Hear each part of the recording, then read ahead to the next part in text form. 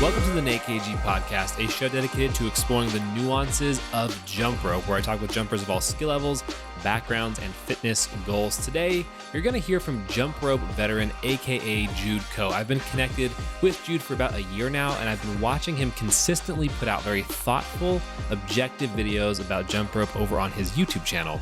It was about time we had a formal chat, and boy did he deliver. We talk about so many different subjects in this episode, including the top things to know as a beginner jump roper, why Jude is so passionate about making objective videos, regression analysis of heart rate, how jump rope helps self-esteem, and so much more. Do not miss the show notes on this episode because the links to the books and the references are most likely going to be life-changing, to put it lightly. Specifically, make sure to check out the Desdirata poem if you're looking for a swift hit of positivity and calm.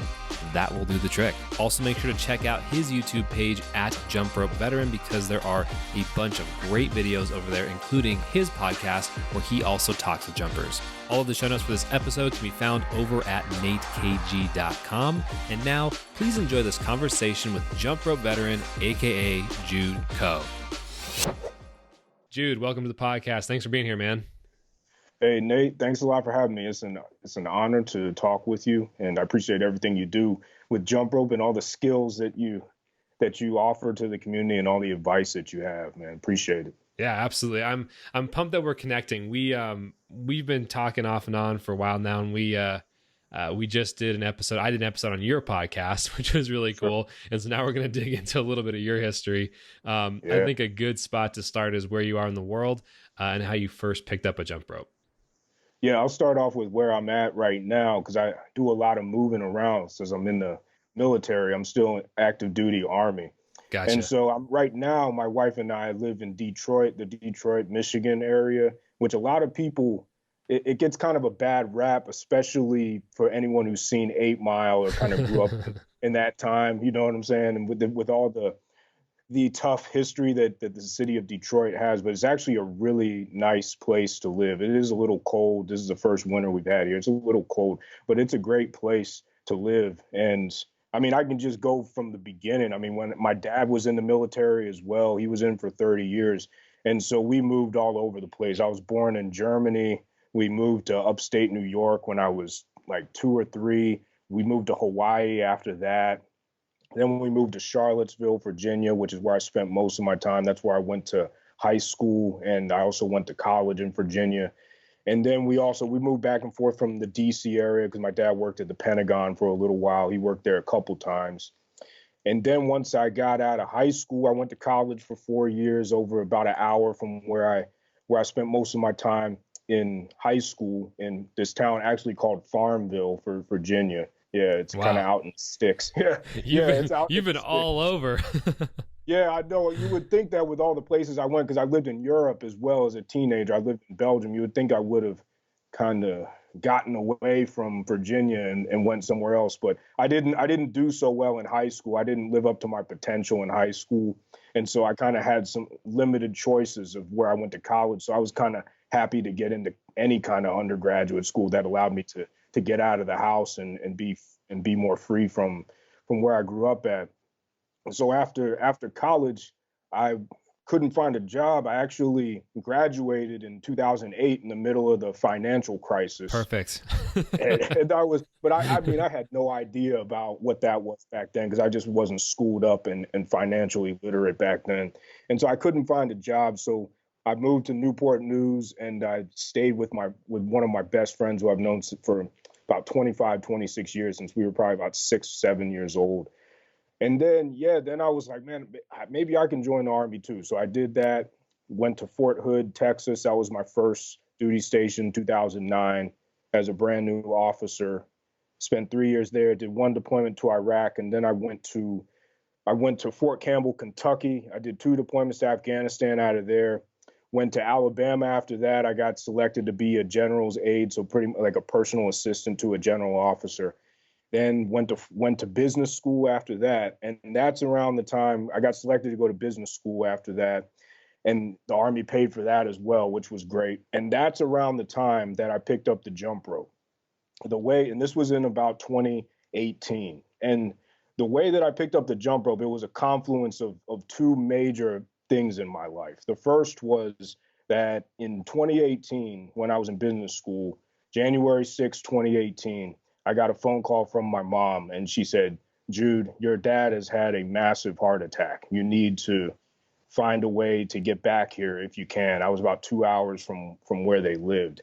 And that was just devastating news, because I mean my dad is have a good relationship with him. He was there. He's been part of my life since I was around. He was always there for me. And I went to the hospital, and I was preparing to see that image in my head, because I mean, with the way that I looked at my dad, you could never really understand or comprehend him being down like that, being anything but strong and there and present. And so when I went to the hospital, nothing can prepare you for that. Seeing your one of your parents in the condition that he was in. And so things didn't look good in the beginning, but they did this new kind of technology on him, this new procedure where they induced hypothermia and to shut his brain down so that his brain didn't keep trying to fire to cause any brain damage. And it ended up working. Wow. Yeah, it was a great medical procedure. It was pretty new at the time. I think it had only been around for a couple years. And so he was in a coma for about a week. And when he woke up, the first thing he said to me, and I had started gaining a good bit of weight, the first thing he said to me was, hey, Jude, I thought I had this thing under control. I knew I had high cholesterol. He was in great shape, too. He had just retired from the Army a couple years ago. He was like, you got to do me a favor. You need to go get your cholesterol checked and make sure you're okay. And I thought nothing of it. I went over to the doctor on Fort Eustis out in Newport News, Virginia, and they came back with my total cholesterol, and it was like a 246. And anything above a 240 is considered in the danger zone of having a cardiac arrest. And I was like 31 years old at the time. And so I was like, oh my gosh, how did I get to this point where I'm in the military, I'm supposed to be healthy, and I let my weight get out of control to the point where my cholesterol is at the point where I'm at risk of having a heart attack as well. And so I said, I need to make a change. And this time it needs to be permanent. And I started doing some research. What can I do to get some quick wins now in my health? And one of them was this guy named Thomas DeLauer. He has a lot of intermittent fasting programs out there. And it seemed legit to me. So I spent $100 on it, probably the best $100 I ever spent, because I never even knew what intermittent fasting was. I started doing that. And part of his program had jump rope in it. And looking back on it, he wasn't the greatest rope jumper ever, but it works. Putting work. Yeah, exactly. He was putting in the. And I found out I really liked it. I had never really jumped rope before. I did jump rope for Heart when I was not a teenager, but yeah. 7 years old. Normally when you do it in elementary school. yeah, I know you'll probably get laughed off the block if you're going around asking for money as a teenager to do jump. Seriously. Yeah, I know it. Yeah, that's funny. So I had started getting, by that point in the program, I think I lost like 5 pounds in the first week. My cholesterol started going down, and it just kept going down. But I figured out I liked jump rope. Around that same time, I was involved. This is the other factor that came into the confluence of it was my dad and the weight, and then this other factor here was I was involved in a business with a family member that was not going very well. And it was a boxing gym that I don't want to say the name on here, but because I don't want to get into all Gotcha, that. But yep. yeah, it was a franchise that we got involved in with a family member. We were franchisees, and things were just not going very well. And my wife and I were living about 2 hours from where the gym was located, about 1 or 2 hours from where the gym was located. Mm-hmm. And what they started doing is they started dictating to us, the franchisor started dictating to us what the exercises would be. And one of those exercises, yeah, it was crazy, man. I mean, they just like that's a really, really tight regulation. It is, man. It is. And the thing about it is we'll probably talk about the marketization of jump rope later, but it was the same thing. The franchisor, the guy who built the whole concept, he was so convincing, and I wasn't really involved in the decision-making process, and he just kind of sold all these franchises to people and took their money and all that. And it was tough, man. But so we're in this situation. They're dictating to us where we are going to do our what kind of exercise we're going to do on each one of the stations. And the first round or the first station, they were like, you will do jump rope on that station for 3 minutes. And I was like, okay, first you've taken all of our money. You're dictating all this stuff to us. You won't let us be creative in our marketing schemes. And now you're going to tell us not everybody likes jump rope. What some people aren't good at That it. And doesn't so even I, like make yeah, sense for a gym either, because the whole point of a gym is like you've got the running theme, but like your coaches are supposed to bring the energy, bring the fire. Otherwise, it's yeah, like, exactly. what's the point? Exactly, man. Yeah. And the funny thing about it was, and that's how I found out about Buddy Lee, because they partnered with Buddy Lee and they had his jump ropes in there, which I think you and I both know those long the rope master is a great rope, but it's not a good rope for a beginner. It's got the long handles. And so people were struggling left and right with that thing. And so I just, with an optimistic mind frame, I just tried to say, okay, I'm already doing jump rope a little bit with Thomas DeLauer's workbook and his intermittent fasting program. And so why don't I try to get even better at this? And so I started looking up Buddy Lee and I was absolutely amazed. I've never seen anyone do anything like that with a jump rope before. So I said to myself, all right, I'm going to do whatever I can to get to the point where I can jump like that. And so it was that confluence of the gym and trying to find anything, and it did end up failing, and trying to find anything positive I could out of that, and my issues with my family, with our blood cholesterol levels, and me letting myself get out of shape. That's how I started with it. And as we went along in 2018, as my weight started going down, and as I got to the weight I'm at now, a real healthy weight, and the gym started failing more, my wife ended up taking over the gym. We got my family member out of there. We it was like a hostile takeover, for Hmm. lack of better words. We got her out of there because it was best for everybody. And we were at Christmas 2018. We went to visit my mother-in-law, and I knew that I still had the entrepreneurial itch, but I knew that I never wanted to be a franchisee of anything anymore. If I was going to come up with something, it was going to be my idea. And even if it took a longer time, I could at least say, I own this concept. I came up with this and it's mine. And I don't have to pay anybody royalties to use some Yeah. concept that they Or came up or with. be stuck with them having leverage over you with everything. Exactly. Yeah. Exactly right, man. And so I was sitting on my mother-in-law's couch, and the name Jump Rope Veteran just came to me. Hmm. And I made the Gmail account, jumpropevet@gmail.com. I made the account. I started the YouTube. The first video I uploaded was on December 20 something, 2018, right Hmm. after Christmas. Hmm. And it was me doing like 300 double unders in a row that I did at the gym one day. Hmm. And after that, I just started uploading the videos, and now we're at where we're at now, man. Hmm. Yeah. Wow. That's Yeah. a strong start. I really want to go. I want to go into health first, because with that being said, obviously I had no idea about that until just now. With that your father having that procedure and going through all that and the cholesterol and all these changes, how would you say that shapes your thoughts on health? Because to me, I tend to view health not as an obligation or as a thing you should do, but rather a gift you can give to the people who care about you. Because if you're healthy, that potentially means more days of your life lived and more quality within those lives, which is a gift. I'm curious what your thoughts are on that. I'm curious what just your general thoughts are on health, how you view things considering these experiences that you've had. Yeah, I think that's a great question. I think that it's probably a combination of the two things you put together. I'll start with the obligation piece. I mean, from being in the military, being a soldier, I do feel like I have an obligation to be healthy, because if I'm in a situation where I need to help one of my battle buddies out and get them out of harm's way, I need to be able to be strong enough and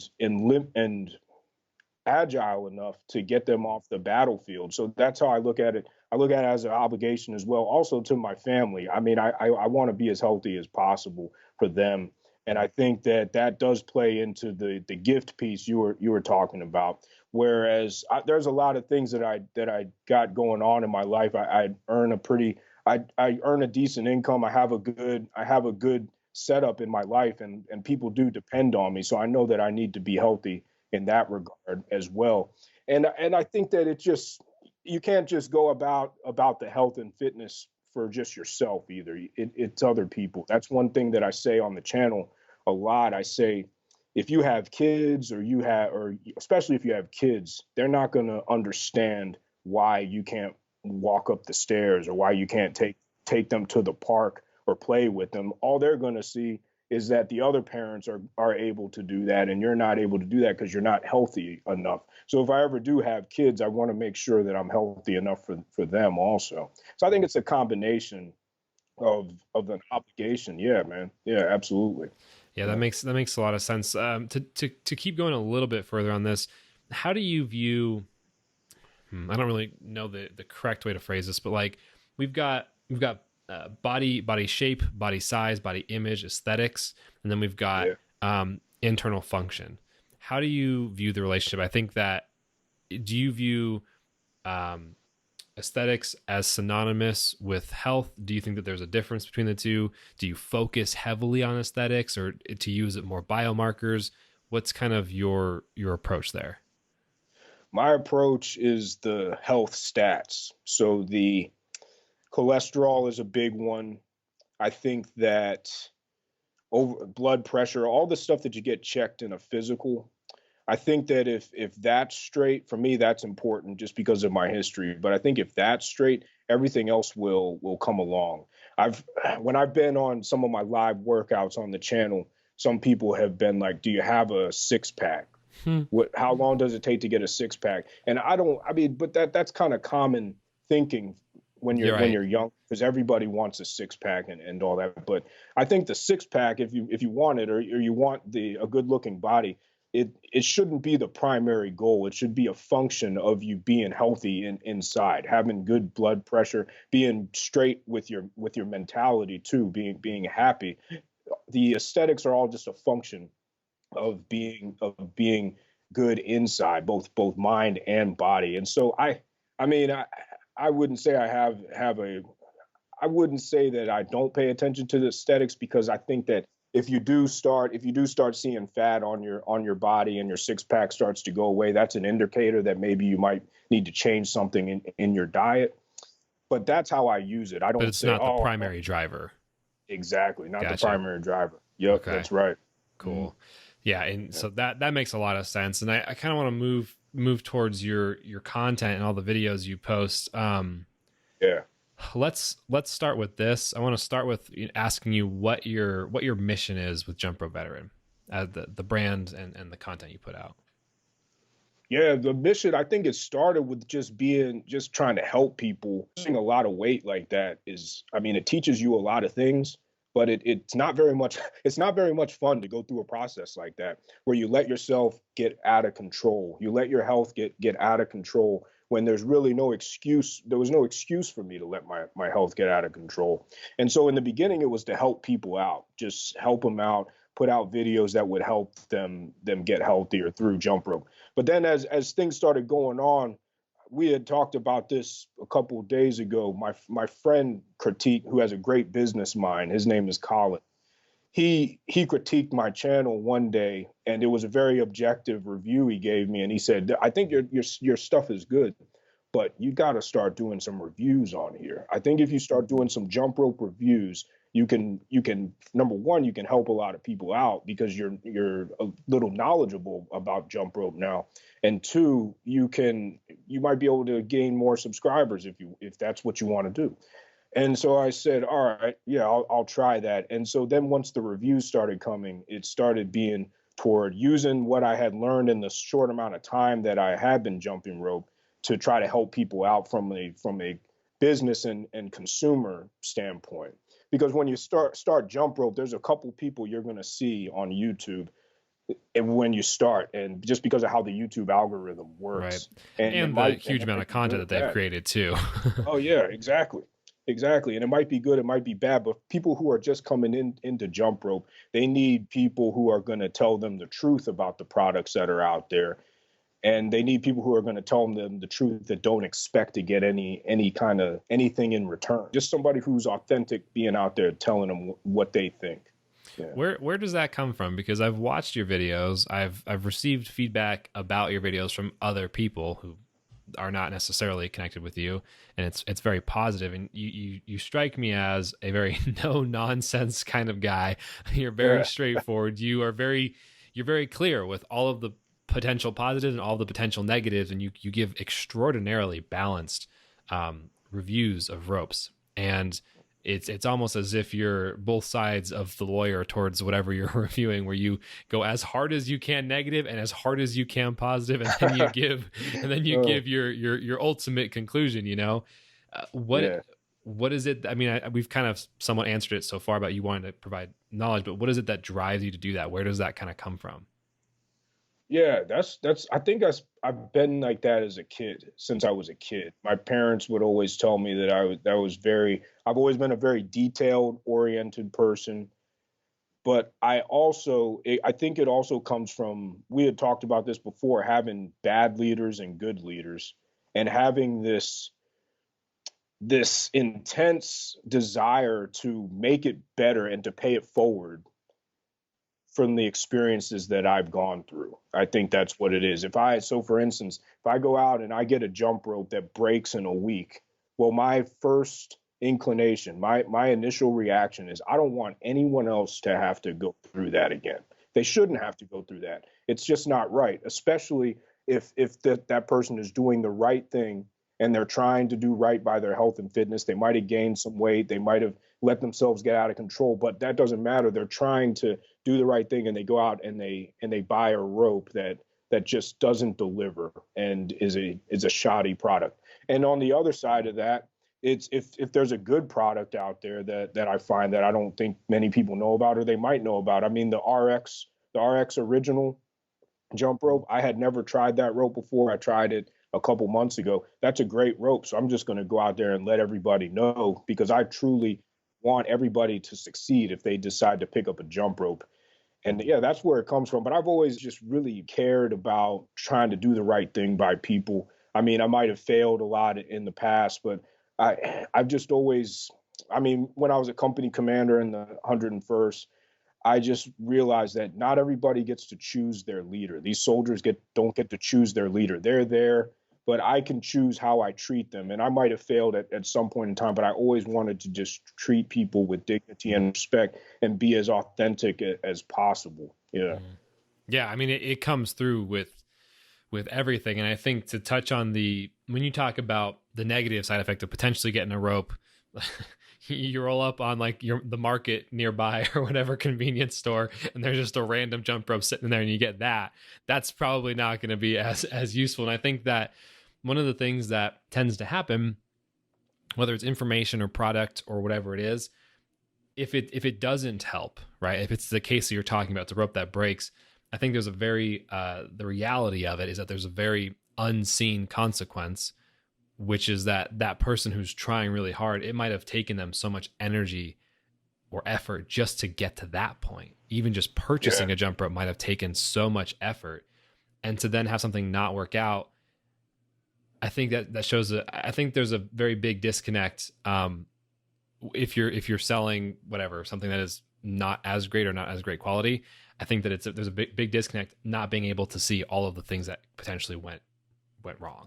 Right. No, you're exactly right.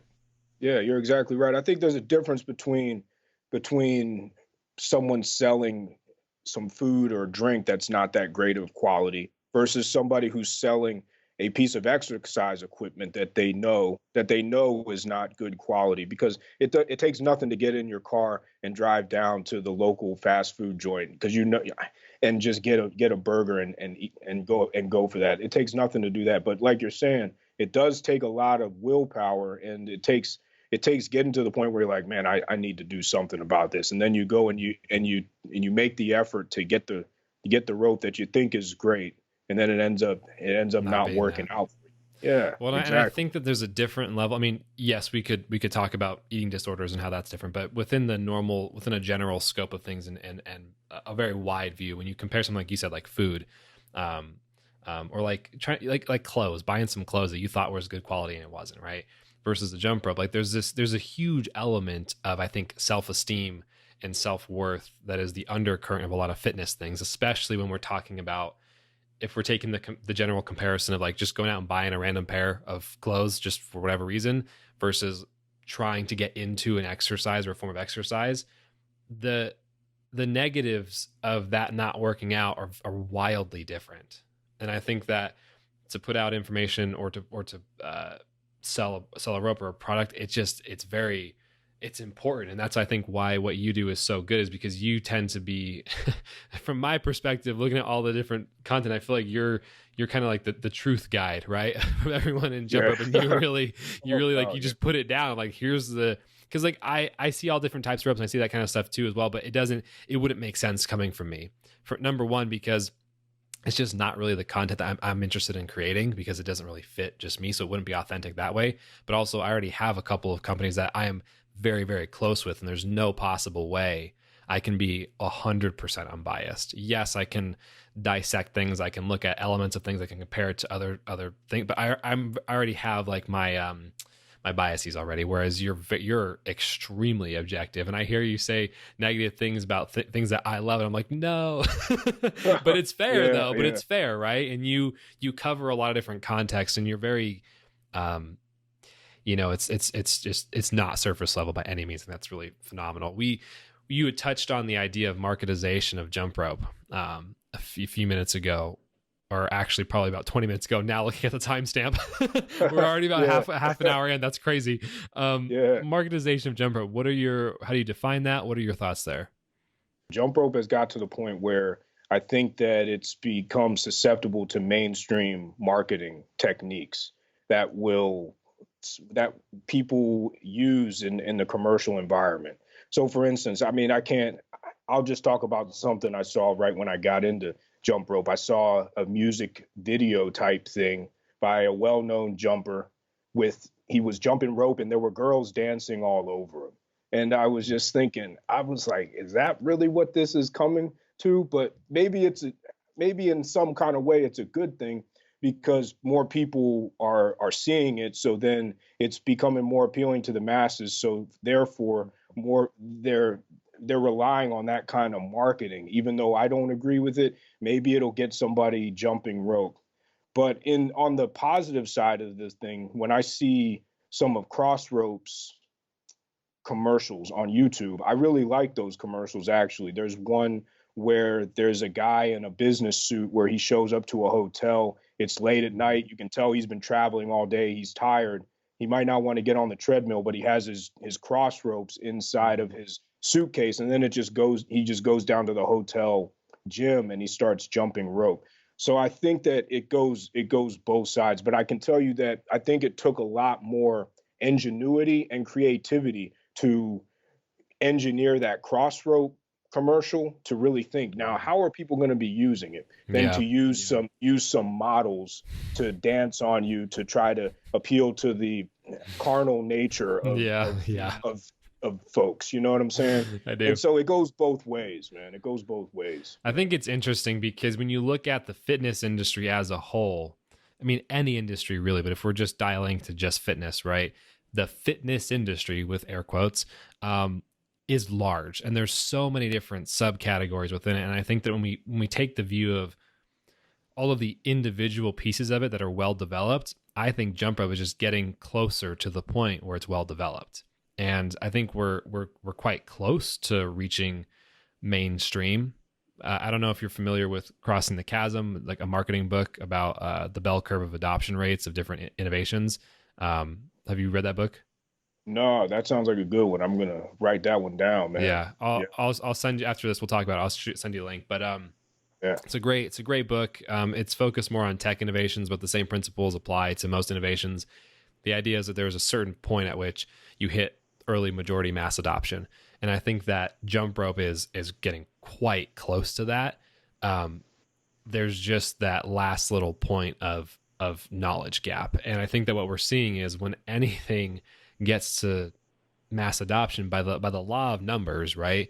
There are just a variety of way people approach it. So you look at bodybuilding, or you look at personal training, or you look at CrossFit, or you look at whatever, powerlifting, all these different subgenres of fitness from the fitness industry. There's plenty of people who are all about that niche. They're all about that way of working out, and they want to see more community, and they care deeply, and that is always there. But then there are other people who want to use the community to flip a product, to flip some knowledge, to create income for themselves. And there's people who want to do well, but they rely on more tactical things that are a little bit weirder because they don't know the authentic, there's all these different things. And I think that what we're seeing now is that for anyone who was in jump rope in 2019 or earlier, we were lucky enough to be in the special zone of this very, very tight knit group. And that tight knit group still does exist, but there's now a significant more amount of jumpers, and therefore amount of noise, and therefore a significant more amount of I guess personalities with different interests, right? Yeah. What are your thoughts on that? Think you're right. No, you're right about that. It's like you're saying, the more people that get involved, the more different strategies and perspectives are going to be brought into the space. So it goes for anybody, whether it's somebody who's interested in selling jump ropes, or somebody who's interested in just jumping rope. You're going to have people. The more people that come in, the more that they're going to bring, and the more reflective it's going to be on society as a whole. Yeah, I think you're right on that. Let's go back to you as a beginner with beginning to jump rope. When you started to get kind of serious in it, what did those workouts look like? Yeah, in the beginning, I can't remember doing anything other than, I remember struggling with the heel toe quite a bit. I could not get that one. I always prided myself, because I was an athlete coming up through high school. I always played sports, and I always prided myself on being coordinated, but I just could not get that one down. It was really frustrating to me. And I think it's good for people who are in the intermediate and beyond stages to disclose that information about themselves, so that it encourages other people. But I remember in the beginning with the Thomas DeLauer workouts, it was just a minute or 30 seconds of basic bounce. There might have been some boxer step in there, maybe. I don't remember having too much trouble with boxer step. And after that, once I started getting on YouTube and watching, then it became double unders. I couldn't quite comprehend how anybody could do a double under. And then I started just trying to get it. It took me about 2 or 3 weeks of practicing for about 10 or 15 minutes a day. One thing that I think we've hit on before is the type of rope. It really matters. I wasn't using the best rope for double unders. I was kicking my feet up. Once I got a better rope, things changed for me, and they changed for the better. Yeah, but it was just mainly those workouts, the intermittent fasting workouts. And then once my stamina got better, and I felt like I was losing more weight and getting healthier, I would go for maybe 3 minutes at a time, and do maybe a 45-minute session with some breaks in between. Yeah, with just a regular PVC rope. And so it evolved into those, you said 2 to 3 minute sessions. Are you just jumping, doing footwork, doing stuff, or what is that? Just you kind of like freestyling, kind of going to music or something? Yeah, it was me just freestyling, listening to music, kind of what I do these days, just not as many tricks. I mean, I'll throw on some YouTube, something on YouTube, some music on YouTube. I have some playlists with some songs. What's your go-to? I like. Oh, for songs? Oh Yeah. man, I love music, so I got everything on there. It might be surprising, but I mean, there's some mainstream hits like "Human" by Rag and Bone Man. Nice. That guy, that's a good one. That's a real popular one. A lot of Eminem, especially since I'm in the Detroit area. Yeah. A lot of Eminem, "Lose Yourself," definitely, and some of his other songs that aren't as well known. Even some songs from his album that he just came out with. I mean, it's crazy. He's almost 50 years old, and he can still rap like he was rapping back in the mid 90s. Another one that might be surprising is I love the song "Never Ending Story." That's a great song. I love that one. I like Nice. '80s music a lot. Yeah, the guy I who love sings it. that, Lee Mall. I like Lee Mall a lot. I think he's a talented guy. I'm trying to think. Jimi Hendrix, definitely Jimi Hendrix. Yeah, Voodoo Child. That's one of my favorite Man, songs. yeah, That you one. really are. You're on every Yeah. style. That's great. Oh yeah. I Yeah, dig it. man. Every style. I love music. So I just put those on and I'll jump for however long that music is. And this is more nowadays than in the beginning. And then on some weight days, I'll just use the perfect push up handles or whatever those things are called, and do maybe like 20, 25 of those. And then I have a perfect push up ab carver, and I use that. That's a great exercise, those ab carvers, because they work everything. So you The you upper. keep it pretty simple then with your workouts. Pretty straightforward. Yeah, I keep it simple. So in a normal week, I'll just do like 2 or 3 days straight, then take a rest. But I still run, just because the army requires you to run for your physical fitness test. And so we have to do the 2 mile run. And I've just been running for so long now, since I was 22. And so I never want to, yeah, I never want to lose the ability to run. I'm sure I'll lose that ability once I start getting into my 50s and 60s. But I have a treadmill now, because in Michigan it gets cold here and you really can't run outside.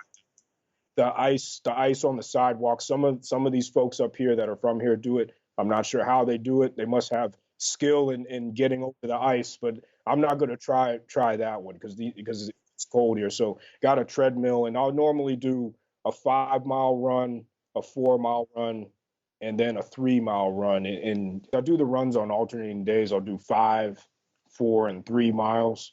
And then on the 4 mile day, I try to keep it below a 8 minute pace. Well, actually like a 7 minute pace. And then the 5 mile, I try to keep below an 8 minute pace. Gotcha. Yeah. Gotcha. Okay. Do you feel like the jump rope has helped you out with your stamina with running at all? Oh yeah, absolutely. I remember the first run, the best run, 2 mile run that I did on the physical fitness test. It was a couple years ago. I ran like an 11:42 mile, best I've ever done. And that was in November of 2018, I believe. And that was the first year I started jumping rope.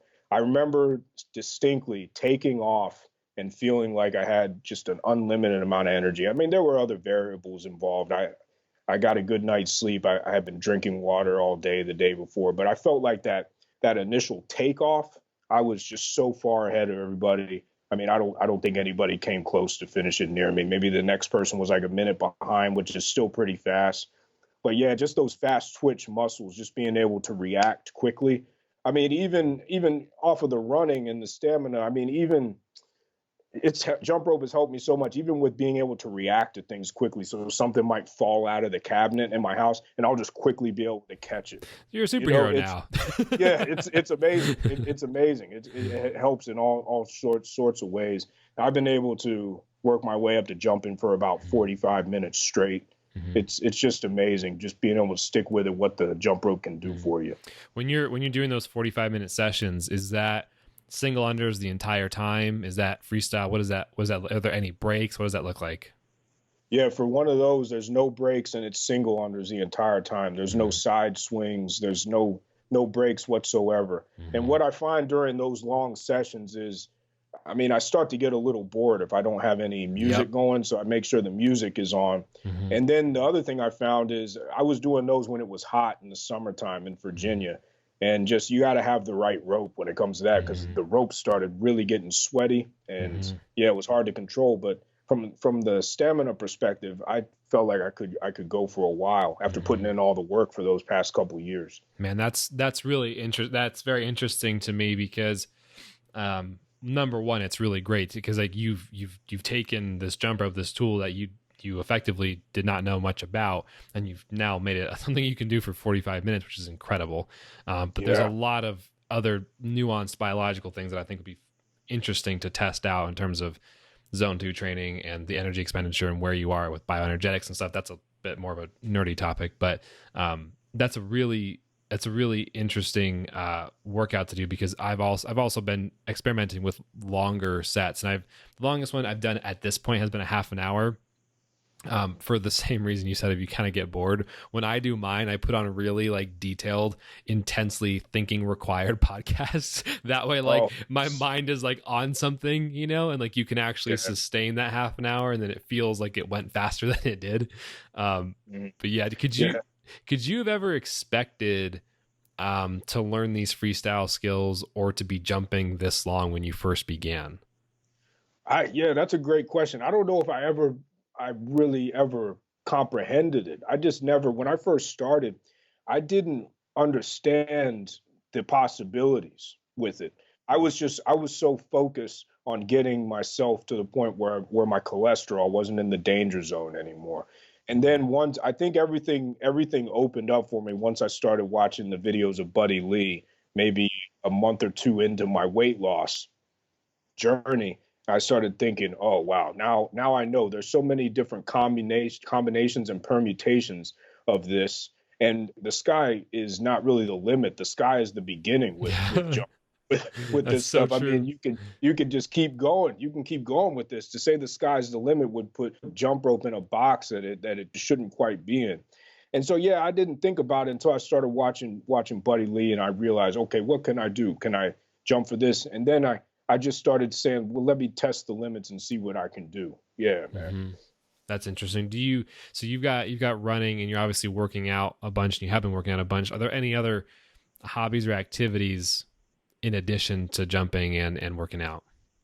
Yeah, that's a good one. I think that the number one thing for me is personal finance and education on finance. When I was in the situation with the gym, I had no choice but to reevaluate my finances because they were not in good shape. They were in terrible shape, and that was a day of reckoning for me, or not even a day. It was months of reckoning for me because I had That's always been brutal. very good. Oh yeah, it was crazy. Had always been really good with money. I knew that I liked to. I spent a good bit of money when I was younger, but I'd always been decent about saving, and I didn't know much about investing or anything like that. But then when I got myself into this situation and my credit was terrible for the first time in my life, I that was probably the hardest thing to deal with. I said to myself, you know what? I really no one's going to get me out of this situation but me. And the only way that I can make a change here is if I start to educate myself. And so my friend Simon that I went to college with, he's a great guy. He put me onto this financial independence podcast called Choose FI. The first thing or episode that I listened to was the true cost of car ownership. And I looked outside and I was paying like $600 a month for this truck that I was driving. So I knew that I couldn't sustain that. And so I went and traded in for an electric vehicle. And I just kept trying to educate myself. So now I try to help my friends out with it if I can. So that's something that I'm really into is studying the markets and personal finance and things of that nature, financial literacy. I think another thing is business school taught me this. I love to work in Microsoft Excel. I don't think a lot of people know that about me, but I love working in Excel. I like data. So for instance, next month I'm going to do this project where I run a regression in Excel, a regression analysis in Excel to see what the major variables are that affect my resting heart rate. And so using data and working with data in Excel is another thing. Reading, I love to read. I'm reading Wealth of Nations by Adam Smith right now. And I think that reading, man, I think that if you can get any skill or do anything and you don't do anything else in your life, if you can read the right books, it will set you up better than any other way that it possibly could get set up. If you just commit to reading for like 20 or 30 minutes a day. My life has gotten so much better since I made a commitment to read for 20 or 30 minutes a day. I agree Yeah. with that one. Have you read Thinking Fast and Slow by Daniel Kahneman? Oh man, that is one of my favorite books of all time. Yes, I I think knew that you were gonna like that one. Daniel Kahneman is probably the one of the greatest minds of this generation of Yeah. the past 50 or 60 years. He's Hmm. up there with Viktor Frankl, with Hmm. Abraham Maslow, all those guys. That guy is amazing. When I was reading that book, there were so many things that just hopped off the page Yeah. and struck me. It was one after the other. That guy and his partner who passed away. I wish he was alive to get the Nobel Peace Prize with Yeah. him. But yeah, that's a fantastic book. Yeah. It's a dense read and it is difficult. You got to really be ready to get through that one. But I took a course, a decision analysis course in college based on that book, and it was probably the best course that I took while I was at school because you start to realize how decisions are just percentages and probability if you look at it the right way. Let's go into that. You mentioned regression analysis of heart rate in Excel. I really want to dig into that. How are you doing that? What are you doing?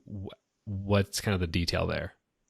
Yeah, so what I'm going to do is I set up a table with all these variables. And so there's a lot of variables. There would be carbohydrate intake, fat intake, saturated fat intake, all the macros, sugar and fiber, and then also amount of sleep in hours. Let's see. And there's all these different variables. And then in Excel, you're probably familiar with this. You can download the data analysis tool pack, and then you can run multiple regression, have the highest level of correlation with your dependent variable. Yeah. That's interesting. So that's what I'm going to do. I'm going to do it for a month, for the month of March, and then just log in all that data. Because most of the data, because I use MyFitnessPal to track everything I eat. So most of the data will come from MyFitnessPal. Gotcha. Yeah. Okay. That's really interesting, man. Oh man. Yeah. We could really go on that. Something you might be interested in doing as well, since you're really into that. This is potentially more of a conversation for offline, but I'll bring it up here. I've been doing a lot of, for a while, I purchased a lactate meter. I think we spoke about this on your podcast, where I can do a quick blood draw and test my blood lactate level in millimolar. You might be interested in potentially integrating that in some respect too to this, because from the stuff that I've read, I don't think this is anything shockingly new to you, but obviously all these variables you've talked about, they do play a role in heart rate. The amount of caffeine you have, the amount of sleep you have, do or don't have, right? The food, you're totally right that it makes a difference. And then that also impacts your blood lactate. And so something that was easy yesterday might still feel easy today, but your biomarkers are off. And that might be something to also play with. And there's a lot of other things that blood lactate then indicates based on like biology stuff, but that's, I think, a little bit beyond the scope of this podcast. But just want to throw it out there. You might dig that. Yeah, I'd be interested to talk further with you on that one, because I'm always trying to get into data. I think you and I both have some things in common. We're probably both very, very left brain analytical guys, and I always like to connect with people where you can talk data and science and evidence and all that. Yeah. Have you ever done any sort of programming or anything? Programming in computers? Like any languages, programming languages or anything?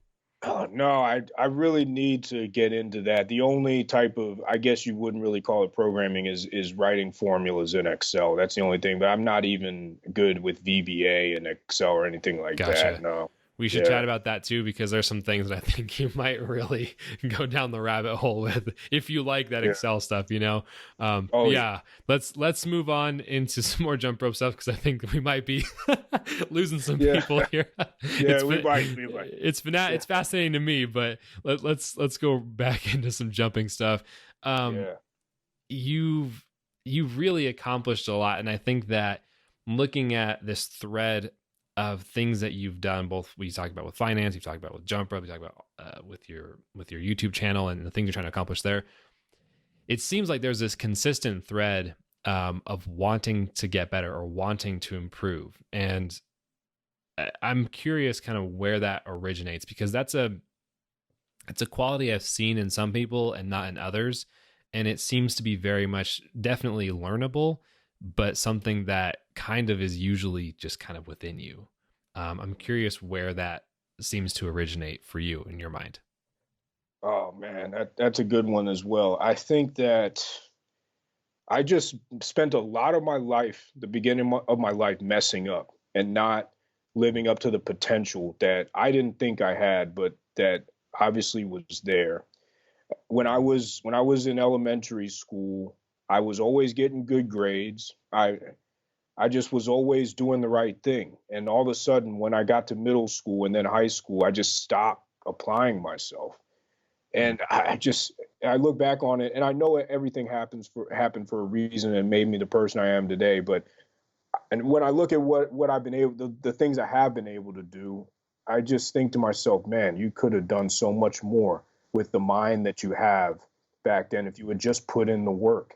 And so I think joining the military, I think kind of helped me with that. And then just being able to make the distinction that yes, you can do anything you want to do if you just put the work in, but you need to also educate yourself, and you need to want to get better, and you need to have the humility to want to get better. So I always say to myself, if somebody corrects me, or I try to have the attitude where someone corrects me, or someone says something and they have some constructive criticism for me, I say, no, that's exactly what I need to hear, because there's no way you get better unless you accept it, accept criticism, and you're willing to move forward from that. I think that just wanting to be better comes from messing up a lot in the past, not living up to my potential. And then I have this weird thing in my mind where I just always want to make up for what happened back then in the past when I wasn't applying myself. And so it started in my mid 20s in the middle of my Army career. And I just was like, I know I have the potential to be more. And I just wanted to keep going. So I started listening to people like Tony Robbins and reading the books. And yeah, that's where it came from. I don't think we all got to be on a path to self-improvement. That we're never going to hit the pinnacle, but we can achieve the things we want in life without hitting the pinnacle, but we got to keep getting better. So that's my mind frame on it. You can always do something better. Yeah. Mm-hmm. On that same tangent of future goals, improving, always bettering things, what are you hoping to accomplish in the world of jump rope? Let's see. I think that I just want to help people who have lost their way as far as fitness goes. There, we got a real, I mean, you know as well as I do, and it's not just in this country, but in every country that is in a decent economical situation, we got a real problem with weight and obesity, and people just not really understanding what they're doing to themselves. I was one of them, eating bad foods and drinking soda often, and just not paying attention to yourself and your health. And that really affects not just you but the people around you. You become a real burden in the sense that people start to worry about you. So I think that I just want to help people as much as possible with the channel, whether that means that I get a lot of views on YouTube or not, doesn't really matter to me. What really makes my day is when somebody sends an email to me or something along those lines and said, hey, thanks a lot for what you're doing on your channel, or I made this decision to get this rope and it was awesome because of your review. That's what it's really about for me. So I think what I'd like to accomplish is to be relevant in the jump rope community and to just help people out and continue to do that. Mm-hmm. Yeah, Mm. I think you're you're definitely on that path and succeeding as far as I'm concerned, because you put out so much stuff, and I hear feedback. I think a lot of people in the community will know what I mean when, we get DMs about other folks. Everyone's talking about the community because we love being here, and I get a lot of really positive feedback about the videos you're putting out and the way you approach your videos. So you're definitely well well on your way with that. Let's do a little quick fire question. What is your favorite jump rope skill? Oh man, I think that's got to be the rope reversal and kickback that I Nice. learned from Buddy Lee. That's a Yeah. great one. Yeah. Yeah. What skill had you feeling really frustrated when you were trying to learn it? I think it's the TJ triple cross that you helped me learn. Yeah. That one was tough. I couldn't annoying. comprehend how anybody could do it. Yeah. And mine still doesn't look as elegant as other people's, but it that one was tough. I just could not quite figure it out. Mm-hmm. But I ended up getting it all right. Yeah, nice. Do you feel that jump rope has helped your self-esteem? Yeah, absolutely. It has. I think that anything that is difficult that you put yourself into doing and you try it, it's going to help your self-confidence. People always want to know is, how do I get more confident? And I think the only way you get more confident, you increase your self-confidence, is by forcing yourself to do things that are difficult. And even if you don't quite get it, so if you want to run 4 miles in 28 minutes, but you get in at 28:30, that's still good. That's still a good way to, that's still a huge confidence builder that you actually got your shoes on, went out there and did a run that quickly. So I think that's the only way to do it. So it's really helped me build my self-confidence because it was difficult in the beginning and it still is difficult sometimes. What are your thoughts on comparison?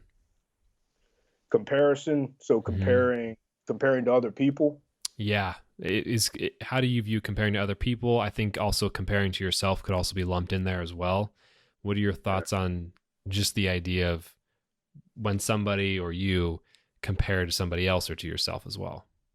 Oh man, comparison can be a joy stealer if it's used too much. If it's used too much, it can really steal your joy. I think there's this poem by this guy. I can't remember his last name. His first name is Max, called Desdirata, I believe, and it says something to the effect of, if you compare yourself to others, you may become vain or bitter because there's always someone better than you, and there's always someone that is not as good as you.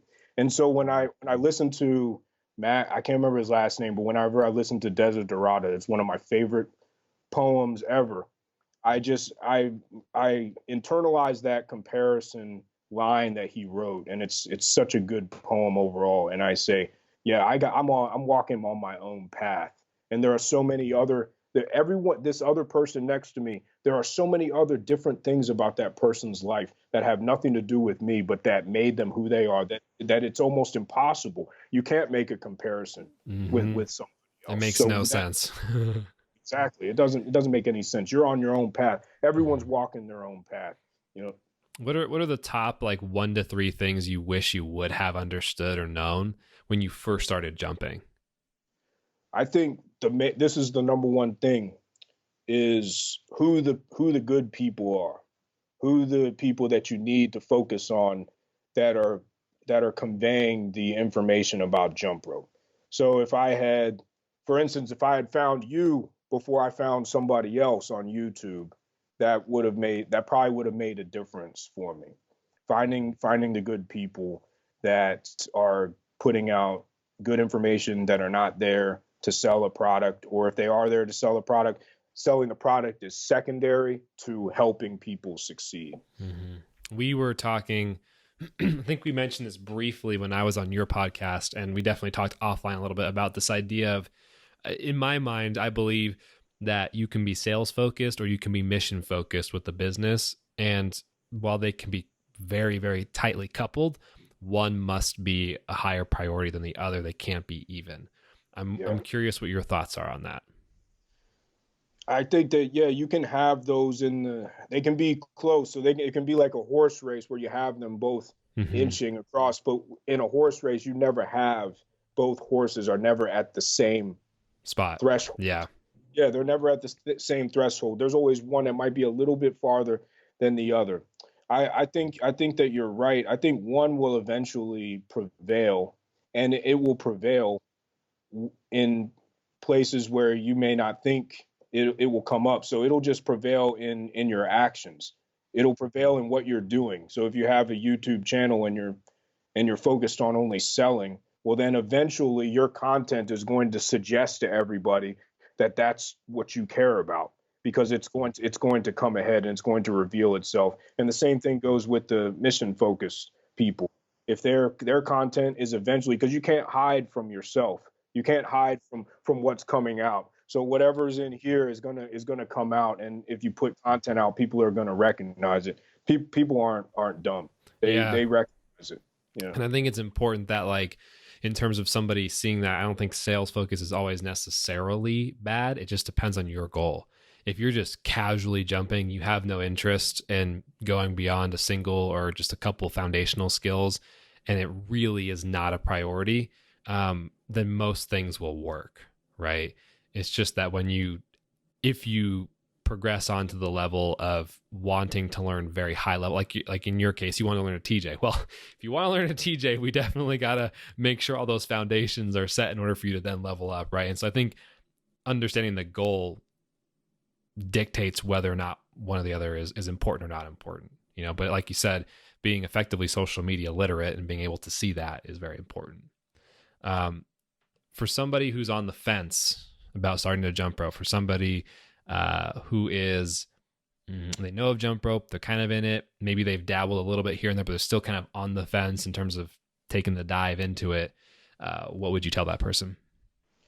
I would say that you just try it out, but the one thing you want to do is find a reputable person. I know that's difficult to do, but find a good jump rope for starters. So you gotta, your equipment is important. I mean, some people are more coordinated than others, but your equipment, if you don't know what a good jump rope is and you go out there and you struggle and you think that it's you, but but you never know that it's the jump rope, then you might quit and you might have had a good thing going. So I would say to people, first, just make a commitment to get into it, just try it out. And then make sure you have a good jump rope. It's tough, but you can find somebody who can give you good advice. Join a community. That's normally the best way. There's plenty of jump rope communities on there where people are genuinely trying to help other people out and they're sharing their experiences. They may not be the most knowledgeable, but it doesn't take much to get into a community and just start asking questions on Facebook. So find a community, find some people who are going to encourage you, because there's a bunch out there, and just realize that there's a lot of, with jump rope, the one thing I do love about jump rope is it's a great analogy to life, is that if you trip, it doesn't matter. You just keep going. It doesn't matter. You just brush it off. It might hurt. Sometimes getting whipped on the back of the leg hurts and all that. It only hurts for a couple seconds, but it'll keep hurting if you don't get back into the game. So just remember, everybody's going to trip. Even the experts have tough days all the time. Even the experts trip up. Yep. And so just remember, you're going to trip, but you're also going to do great things if you stick with it. Yeah. Do you, I got one last question, then we'll wrap up here. When you first were exposed to the more advanced skills in jump rope, did those intimidate you at all? And if they did, how did you continue to push through that intimidation? Yeah, we can go back to the TJ triple cross. That one definitely intimidated me. But there's this one saying, I think it's from Musashi, the samurai from the 1600s, and it's something along the lines of the masters. So don't be intimidated by what the masters do. The masters are men, and you're a man as well. So you can bridge that gap, but you can't look at another man or woman and say, oh, I could never do that, because they were there where you were X amount of years or months ago, and they figured it out, and they did it by getting in there and tripping over the rope and doing their best and figuring out whatever process it was that got them to there. And so that's how I get over trying to learn different things, is realizing I'm just like that other person. I just haven't gotten to that skill set yet. I haven't bridged that yet. Yeah, 100%. This has been, oh man, this has been such a packed episode. Dude, this has been really, really fun. I'm really glad that we've gone through this. I think it's a good time to kind of wrap up with the last main question of the podcast, which is, what is jump rope to you? Jump rope to me, let's see. It is a way to achieve balance and to do a sort of a meditation, because you can pick up the rope, you can do it anywhere. I can go out to the garage. There's nothing really bothering me, and I can easily achieve a good workout at the same time as getting mental clarity and mental balance. So it's achieving balance, and it's a meditative practice for me. Nice. Yeah. That's an awesome answer, dude. Thank you so much for taking all this time to chat with me. This has been we previously recorded an interview of me on your podcast, and so it's been really fun to just put these two back to back and do these episodes, man. It's been cool, and I'm really genuinely glad that we got to connect after this time. It's been fun seeing you continue and seeing you grow over the past couple of years, and I'm really happy with the quality and the rigor of work that you put out. Oh, thank you very much. It's been great being on. I appreciate all the advice and the support that you provided over the past. It's been probably around a year at this point. We've been talking on Instagram, so I really appreciate your genuine nature and your authenticity, Nate. Thank you so much. For sure. I'll let you get back to the rest of your evening, and then we'll be catching up soon. All right, sounds good, brother. Peace. Hey, listen, it's Nate again. Real quick, don't go anywhere just yet. I still have one final thing to ask of you. I'd really love it if you could share this podcast with somebody else so that we can grow the sport of jump rope. I know that is a very big and lofty goal, but as I just talked about with Jude, as you just heard us go into in a lot of detail, we really do want more people to get good information. We really do want more people to understand the context of what this sport is and get the right information at the very beginning. So if you can send this to one person even, that would be absolutely phenomenal. And I would just appreciate you so much. Like legitimately, I know it sounds weird, but like I actually would legitimately appreciate that. So if you could send it to someone, that would truly be amazing. All right, that's it. That's all I've got to say for this last little hyper end rant thing. I hope you have a good rest of your day, your night, your afternoon, your dinner, whatever time it is for you. All right, I'll see you in the next podcast.